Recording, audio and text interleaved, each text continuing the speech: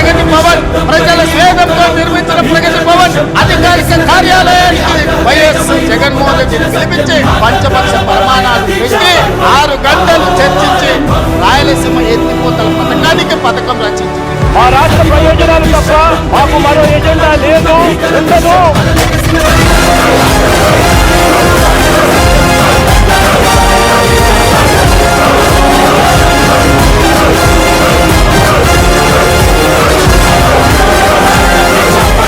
నేను చంద్రబాబు నాయుడు గారి మీద కేంద్ర ప్రభుత్వం మీద ఒత్తిడి తెచ్చి రాయలసీమ లిఫ్ట్ ఇరిగేషన్ ఆపించిన సూటిగా చంద్రబాబు నాయుడు గారికి విజ్ఞప్తి చేసిన నేను, రాయలసీమ లిఫ్ట్ ఇరిగేషన్ మీరు ఆపితే మేము ఏదైనా విషయాల మీద చర్చకు వస్తాము, లేకపోతే మీతో చర్చించడానికి అవకాశం లేదు.